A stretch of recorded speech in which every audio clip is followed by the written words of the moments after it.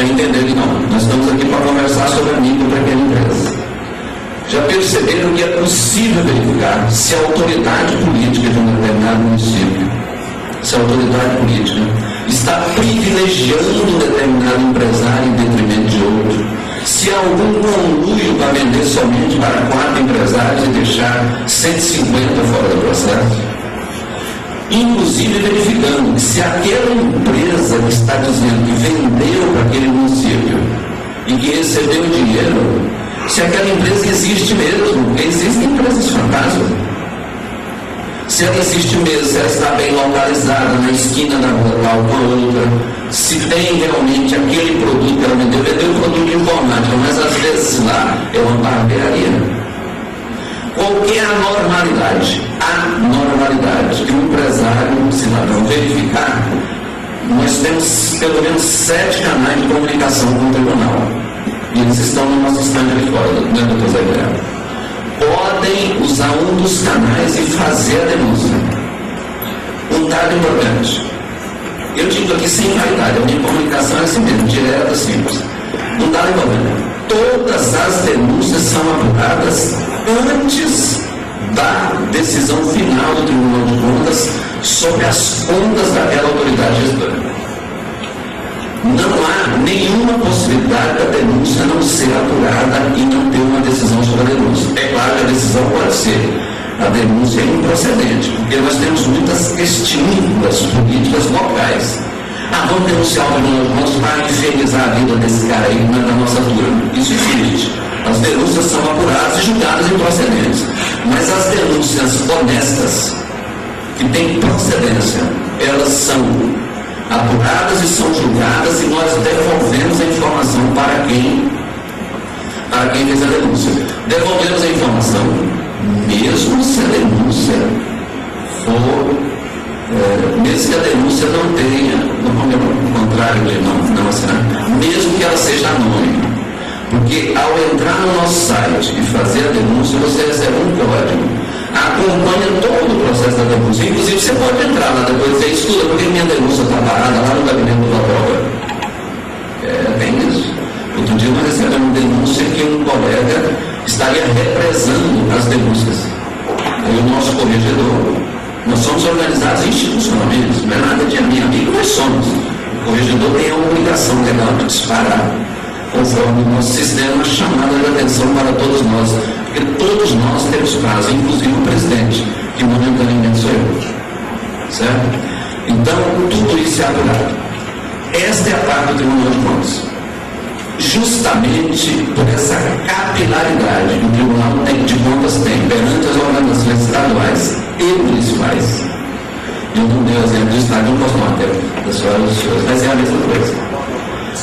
Com essa capilaridade, nós recebemos e aceitamos a provocação do SEBRAE, através do Dr. José Guilherme e através do Dr. Bock, para sermos um parceiro de primeira linha da efetividade da lei, a chamada Lei do Super Simples, Lei Complementar 123 de 2006. É claro que foi bom o SEBRAE nos provocar, porque embora conheçamos a lei, até porque nós fiscalizamos as aquisições governamentais, mas não podia o Tribunal de Contas ser um líder empresarial. Mas o Tribunal de Contas, no seu papel de controle público, um papel que agora o professor disse Jacobina dizia Walter, o Tribunal de Contas tem todas as condições, age de ofício, tem de todos os princípios constitucionais, ele tem atuação direta pelo menos 5 ou 6. Então, nós do Tribunal de Contas temos condições de imediatamente celebramos esse compromisso ontem, por isso que ele falou que é fácil fazer acordo, né, professor? Celebramos o compromisso ontem. Nós vamos expedir uma notificação de recomendação no primeiro momento àqueles poucos municípios, em torno de 8 municípios, que ainda não editaram a sua lei interpretativa e operativa da Lei Maior que a 123. Ao mesmo tempo, já estaremos fazendo a citação às autoridades gestoras para que elas observem a aplicação dessa lei no âmbito da sua competência administrativa. Quero dar um exemplo de como funciona isso rapidamente e já abro espaço para os nossos professores. Em 2003, nós verificamos que havia uma atuação com rara irresponsabilidade dos administradores públicos sobre os regimes próprios de previdência. O regime de previdência, teoricamente, não concretamente, do município trabalhava a sério.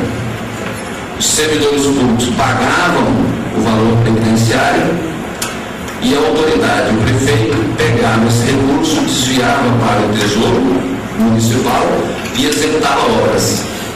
Significa que quando aquele servidor público fosse se aposentar, não tinha dinheiro lá para pagar.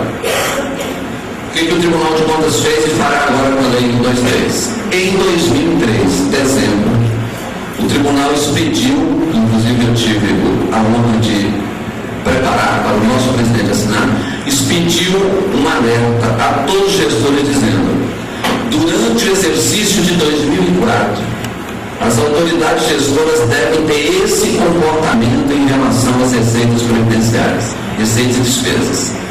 O ano de 2004 será um ano teste de verificação de quem é responsável e quem não é. A partir do ano 2005, as autoridades serão responsabilizadas. A doutora Jaqueline é auditora, concursada, não me deve obrigação política e institucional. Ela não deve obrigação política, deve obrigação institucional. Como funciona, doutora Jaqueline? Resgatamos os regimes previdenciários do Estado de Mato Grosso.